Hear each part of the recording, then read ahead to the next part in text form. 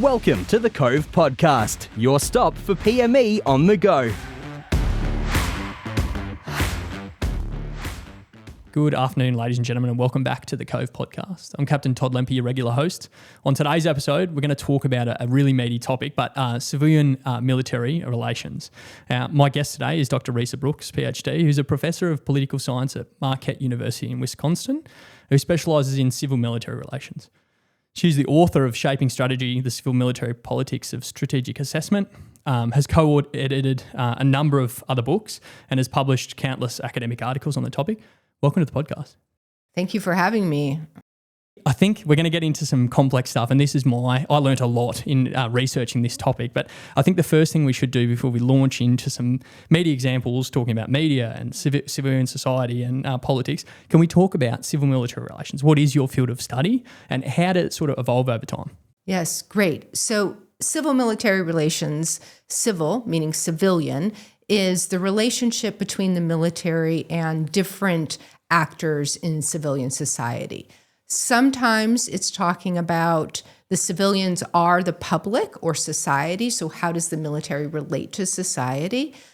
Often the civilians that are discussed or explored are actually the political leadership of a country.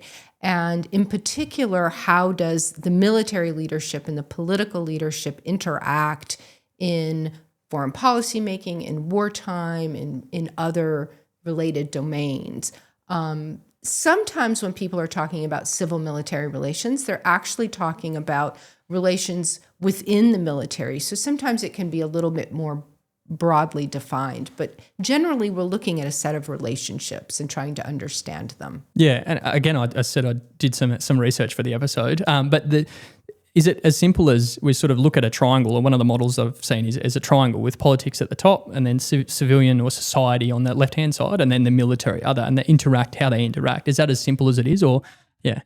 I think it is. It's simple in the sense that you need society, political leaders, and the military represented, and they're all part of civil-military relations, but they all have obligations to each other and roles that they play in ensuring sort of those relationships are healthy and constructive. And that's where the complexity comes in, is understanding what those mutual obligations and responsibilities are and unpacking that. Yeah, and I think that's the huge effort of today's episode. But if Yes. we talk about, what is civil-military relations for a cold reader, I suppose. But then if we launch into, and you've sort of touched on the complexities and the like, but what are the current challenges with civil-military relations?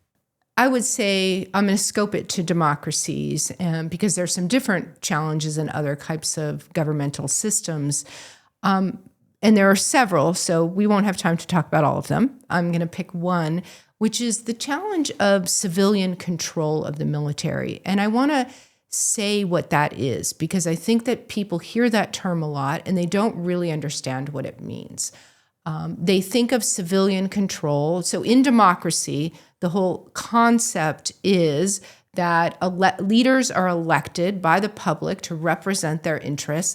And because they have that legitimacy and they're elected, they get to make decisions about the military and how it's run, what armed conflicts it gets involved in, to what degree, et cetera, et cetera. Oftentimes, civilian control is understood in this very bare bones way. Who's in charge? Are the civilians making the final call? And is the military obeying orders? Civilian control is about a lot more than that. It's about the processes and the relationships and the interactions between the military and the civilian political leadership, and how well those function, and how well they function to enable the civilians to enact the policies on behalf of the people. So that challenge of making sure that those relationships, those interactions, those institutions are actually functioning in that way is a huge thing in democracies, something that a lot of people don't think about, but is essential to the sort of core of democratic civil-military relations. Yeah, because it can be the case that that's what we argue, that things get from a army uniform, things get in the way. Like armies fight wars, like we're the people that go and fight wars on behalf of the country. So therefore, like there should be a level of autonomy given to us to fight those wars, or how we see fit. You're saying that that's not as simple as it is. That's right. So civilian control, the core concept is that civilians are mostly deciding what policies, and people can mostly get their head around that, who should be recruited, what size the army should be, how much money it should have. Those policy decisions are less controversial. When you get into warfare and what civilian control looks like in armed conflict, that's when you get the controversies that you're talking about. To what degree should there be civilian direction and input into battlefield decisions? Is the idea that once a decision is made, one and done, the civilians back off and the military takes over and gets to prosecute that operation however they like? The real challenge with that is that presumes that decisions, even on the tactical level, say the engagement of armies in a particular battle, doesn't have political ramifications. You can have success and prevail in that battle.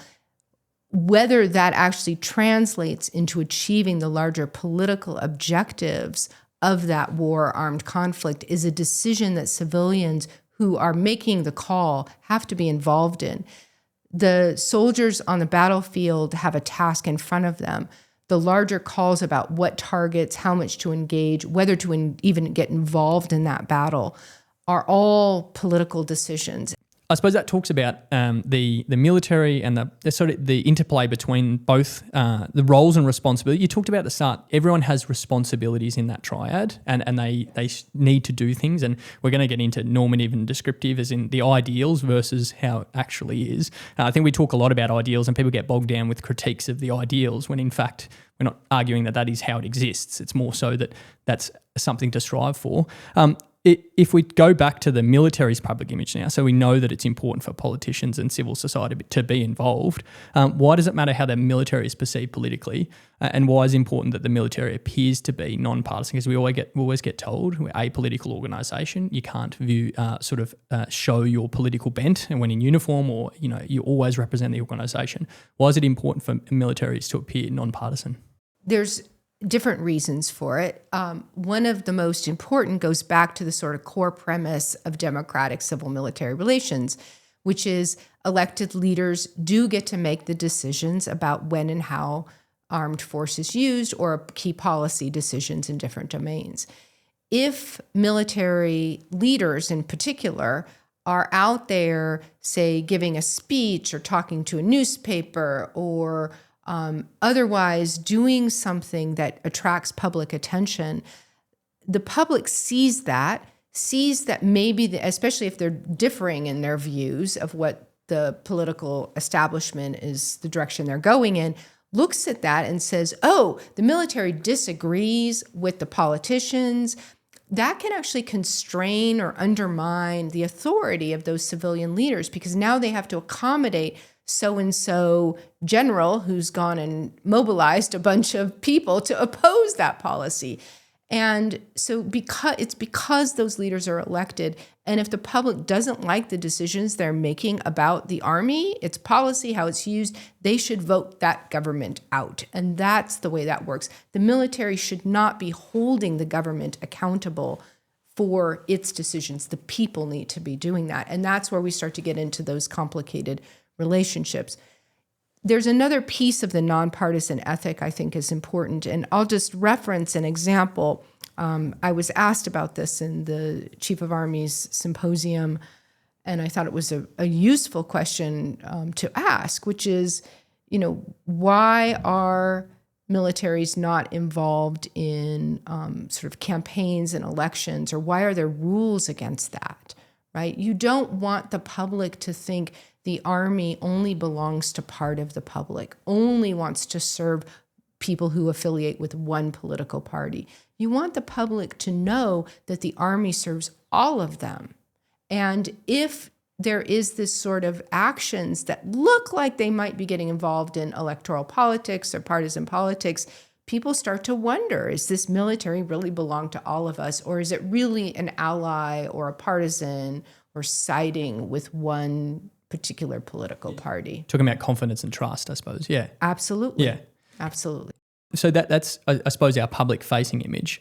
If we come back to the senior leadership in Army the military more broadly, but let's say Army in this sake, you also argue in some of your articles that you need to. So politicians don't need military senior leaders that bend to every will and try to preempt political aims or efforts or changes in the winds and stuff.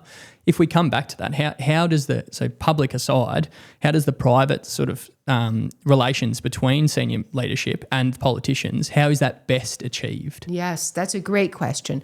So what you're asking is, what should the nature of the interactions and advisory relationship be between elected leadership in your system for senior bureaucrats? I think they might be in the mix too, and military leaders. And the metric is, rather than go out and spout off publicly, is to speak candidly and forthrightly, privately, behind closed doors about what you really think. And that advice, the civilians on that side should receive that advice, respect that advice, listen to that advice. They get to make the calls, but that interaction is vital. The thing is, it should be private. And one of the dangers or worries on the military side is that they may anticipate the preferences of the political leadership and think, well, they're not really going to want to hear what I have to say about this issue because it goes against the policy direction they're heading. And they pull their punches and they don't speak the truth of what they really think. That is a danger and something to be avoided. The senior leadership has a body of expertise and a viewpoint and experience, and they should represent that in the advisory process. Yeah, if we switch sides, I suppose, from the senior leadership representing in private the best sort of opinions or sort of way forward for the organisation, if we switch it around, how do politicians best interact with senior leadership to achieve better outcomes for the organisation? Apart from be humble and take on all the advice, but there needs to be checks and balances. How does that interaction, if we reverse it the other way, how does that work effectively? One key piece of it is that sometimes in the history of civil-military relations and democracies, politicians will marginalize the military. So they won't consult them. They won't actually, try to solicit those views. So I think a baseline is actually believing the military has expertise and wanting to talk to its leadership. And being willing to hear difficult things at times. Setting up good, what we call norms, which are sort of informal patterns or sort of conventions of behavior, regular conversations, signaling to the military leadership that you're willing to hear difficult things.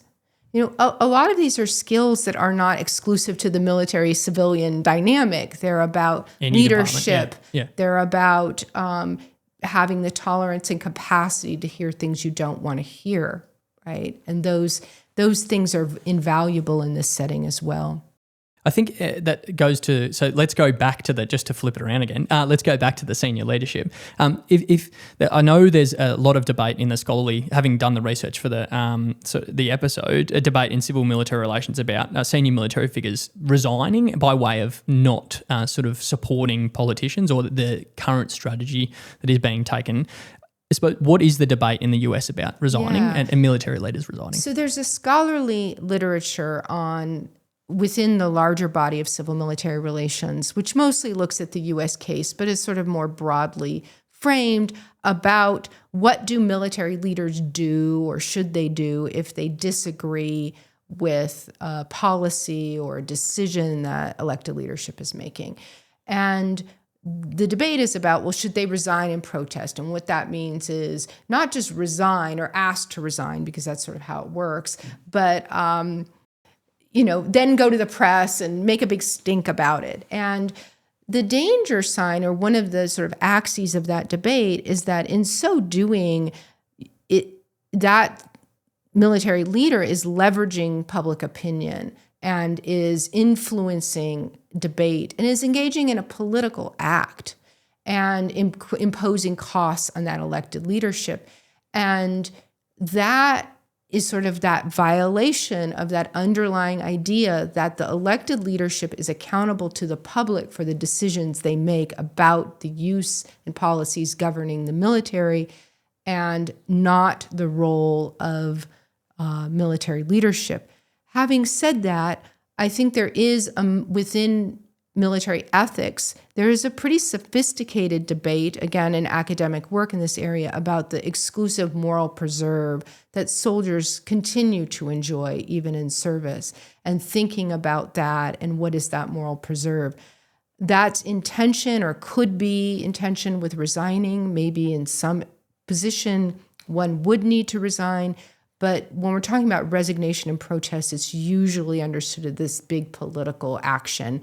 And there are real risks to that are corrosive to democratic civil-military relations. Because I think the idea is that you must remain apolitical. And then you argue with argue is not the right point, but you don't agree and you're trying to push a point. So you resign, which then inherently is not apolitical. And then as a sort of circumstance of that, there are a significant flow-on that you're talking about. Yeah.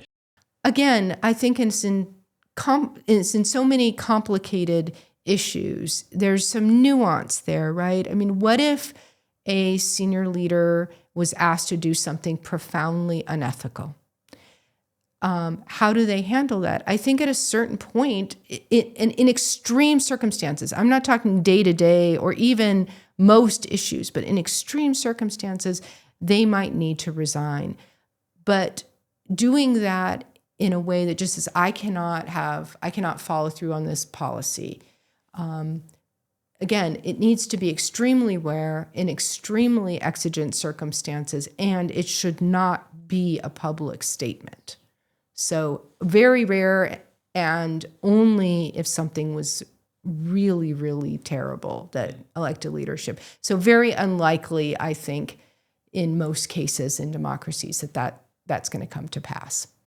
We're talking about the politicians, the military, and civil society, and that sort of interplay between. You've talked about the roles and responsibilities of each, and we've sort of fleshed that out in some degree. The obvious one, or the sort of the elephant in the room in this triad, is the media, which enables some of that discourse between each of those people responsible for each. If we talk about how military is used, because we genuinely, I think we see the media most of the time as a threat. It comes with great risk, and sometimes with good reward, but mostly the risk aversion to the media and to public affairs is great. If we talk about how do you sort of foster a good relationship in terms of using the media in a military civil or civil military relations concept? I mean, I think it's important to know that there is an inherent friction between government in general and media. Right? And that's baked in. The media's job is to report what they find out. And sometimes that's unflattering and unhappy news for a government. And that extends to the military too, as an entity within that government, that sometimes that news is reported in a way that's very uncomfortable. But that is part of the process. It goes back to this accountability function. The only way that society can hold elected leaders accountable is if they know what the military is doing. And I would suggest that the best thing to do would be to actually invest in helping journalists acquire expertise so they understand the military, understand defense issues, and can speak and write about it intelligently and constructively. Which doesn't mean uncritically, because that is their job. That is that accountability function. In places that don't have lively media, in non-democratic settings, that whole capacity to hold any leadership accountable or to call out problems that might be affecting the military, undermining it organizationally, is absent. That makes them less effective. the absence is often filled with critique. So I think using the media in that sense, in a more positive notion, you talked about it's a sort of healthy component of a democracy. I think our using that to sort of let the civil society and politicians know what we do and how we do it is a really beneficial thing, despite the fact that we're so reluctant. Yeah, and there will be stories that folks will read and say, that's not how that happened, or that's not, what I would write. But that is a bit part of the deal. And, a relationship that's lacking in friction between the military and any government institution is probably not a good situation. That's state-controlled media or something really unhealthy. I mean, democracy is fractious, it's messy, it's uncomfortable. Sometimes things happen that you don't like, and militaries like to control the message. They really do. It's a universal, but it's part of the process. Yeah, I think that talks about using it positively, but let's say from a negative perspective in terms of sort of being threatened by the media. If we talk about the other way, public confidence in the military and using the military, we've seen a heightened public confidence in the military as a result of the domestic response that we've had in the past. We use with COVID-19 assist, hotel quarantine, border control and checkpoints. We then flood assist in terms of soldiers chainsawing and clearing routes for sort of transport, all that sort of stuff. And we've been used over the last couple of years a significant amount because of that sort of heightened positivity or positive outlook of the civil society on the military. But it comes with risk. It's a zero-sum game. What are the risks if society leans too heavily on the military to achieve things that it's not quite it's not preparing for or winning wars, and it looks upon it as the solver of all problems? Yeah, so I think it's natural in the midst of a really extreme circumstance, a pandemic, a natural disaster, to try to use all the resources available to address that problem. And there are resources and capacity in armies and in other military services. And so it makes sense in some settings to want to draw upon that. The problem is if society becomes accustomed to or reliant on using the army to solve problems or to address failures of civilian capacity. I still remember getting into conversations or debates with family members and stuff about the speed at which the military was responding to the 8th domestic crisis that was occurring and stuff. And there was a critique that we weren't moving quickly enough. And it was completely ignored, the fact that... well, that's not really what an army is training to do, right? Yeah. I mean, at the end of the day, as uncomfortable as it is, the job of an army is to protect against foreign aggressors. And what that entails in terms of training, preparation, is distinct from providing supportive capacity to society. So there are trade-offs there.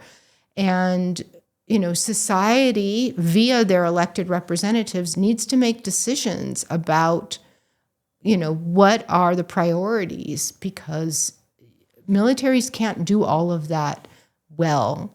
And hard choices need to be made. I mean, that's my view. Anyway. Yeah, zero-sum game. I think the ability for us to train gets taken by the somewhat short responses are fine. I mean, we infill into a location and we come with our own logistics set up. We eat ration packs and sort of try to sustain ourselves, and that's where our strength lies. Numbers, being able to sustain yourself and live in hard conditions despite, for a quick response. For a quick response in an exigent circumstance, I think one understands, as long as it's not a slippery slope. And the danger is the communication around that is really important.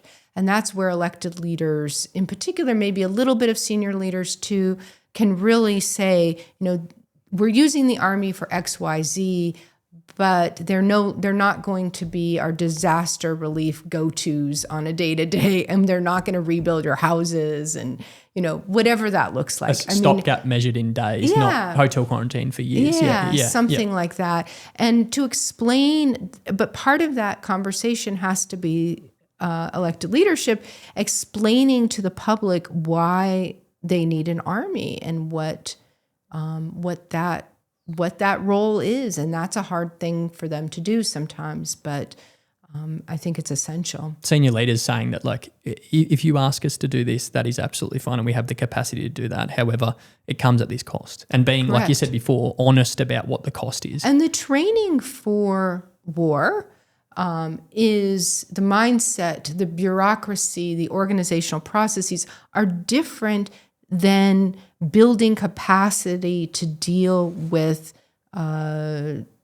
domestic challenges. Those aren't the same things. You can't really do both well.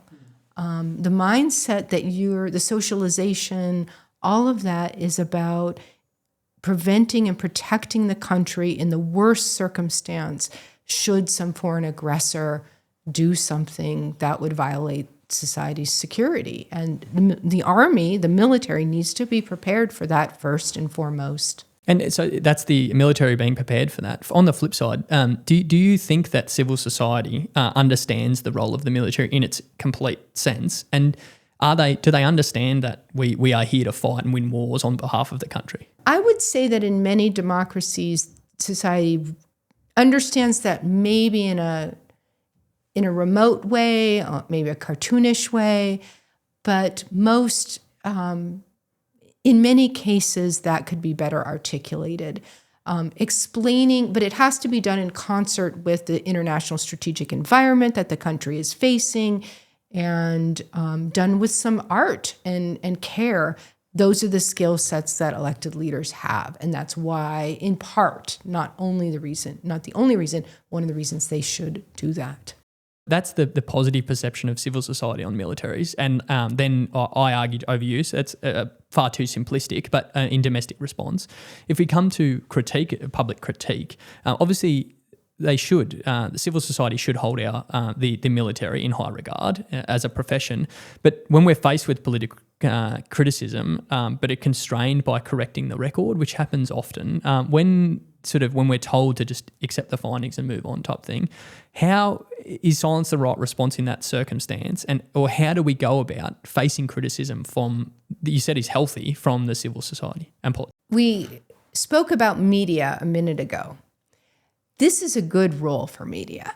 Media, if you have a corpus of good defense journalists, should try to suss out that story and figure out if elected politicians are essentially saying, we don't want senior leaders to speak about this or talk about this, or we're going to do this, and senior leadership feels it's incumbent upon them to go along with that. That's why you have that lively civil society and media to try to get at that story.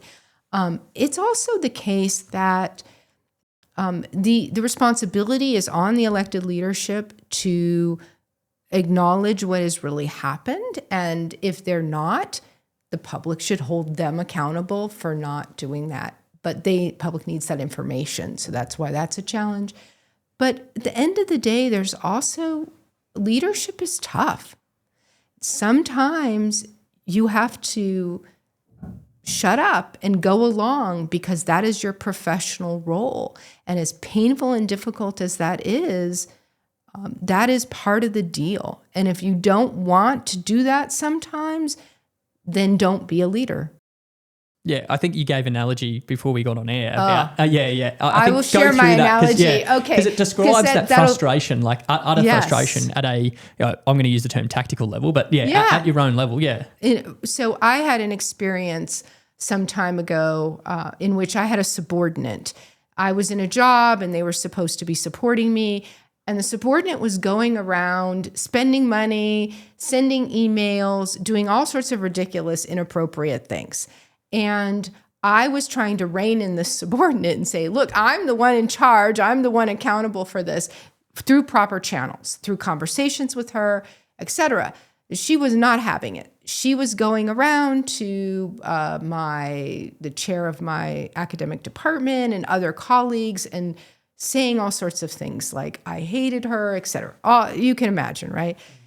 We've all had to give constructive criticism and then sit back with constraint about knowing what profession. And I had to, it was not professionally appropriate for me to go match her gossip in the hallway. I had to try to handle it and, go to my chair and talk to my chair and say XYZ. Now, unfortunately, that chair didn't handle it very well, but that is the dynamic, and I did not like it. It was really not fun to have to sit there and go through that, knowing that the story wasn't being represented as it really was fully. And there will be times in your life as a commander or as a leader, those who are listening here, you will be in that situation, and it is tough. Really hard, yeah. It's really hard. Yeah, if we push that up to senior leadership and being told not to defend the organisation despite the fact that you know what amazing things people are doing, and that it's not what is being portrayed in the media or by the understanding of civil societies is not correct in your mind. In my mind, that is a failure of elected leadership. Yeah.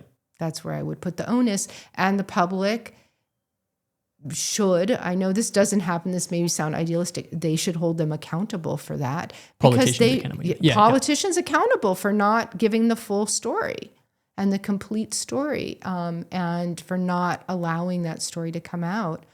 One thing I will say is I'm equally hard on everybody in their responsibilities in this triad. Yeah. So I hope that comes through. Yeah. Yes. Including equally hard on the host of this podcast. Yeah. Is there anything that we missed that you really want to touch on?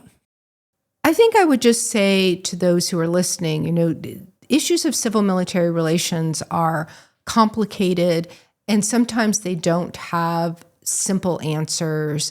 Hence the example we just talked about being quiet and staying in your professional lane when you know that there's a bigger story there.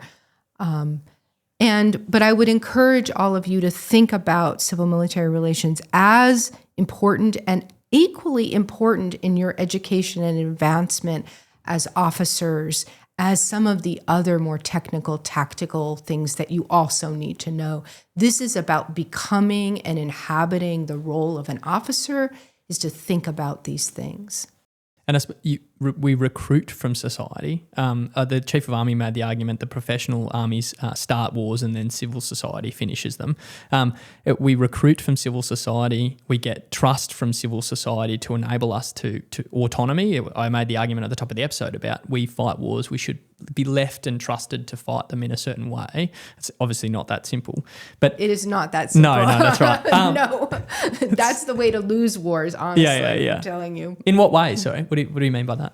History is replete with examples of armies that won many, many battles and lost wars, because wars are about achieving particular strategic and political aims. And if there's a disconnection between what's happening on the battlefield or what's achieved in a campaign and whether that's actually being in service of a larger political or strategic objective, you can't do that. And so, yes, you cannot leave the military just to sort of make all those decisions on its own with that angle and perspective. It's all come back to a healthy relationship, basically, between each of the parties within the triad that I sort of arbitrarily draw on the table here, because there's no graphics on a podcast. But I suppose to summarise, what would be your recommendations about how to ensure a healthy relationship between the army and society, but also what can soldiers do about that? You hinted at it before about studying that sort of relationship, and absolutely, we've talked about using the media. But what are your key tips to sort of maintain a healthy relationship between society and the army? I would say one thing that soldiers can do is they can go out and try to get out of their own friend networks and their professional networks and get out into the community and talk to people about what they do on the day-to-day. A lot of people have sort of they either don't know anything, or they may have a romanticized idea, and they put service members up on a pedestal. And that's actually not very helpful in having the society really get to know their army. And so part of it is telling their stories, but also really making an effort to live and be in the community and communicate what their job is and sort of be that mode of outreach, if you will. Yeah. So, again, that interaction, and more often interacting between civil society and the army, and not becoming insular. Absolutely. We've just summarised civil-military relations in 40-odd minutes. Dr. Yes. Risa Brooks, thank you so much for your time. It's been absolutely thank you. It's been my pleasure. Thank you. Thank you. Thanks for listening to the Cove Podcast. Explore our channel for more great audio PME content. Also, visit us at cove.army.gov.au for hundreds of additional resources. The Cove, the learning home of the Australian profession of arms.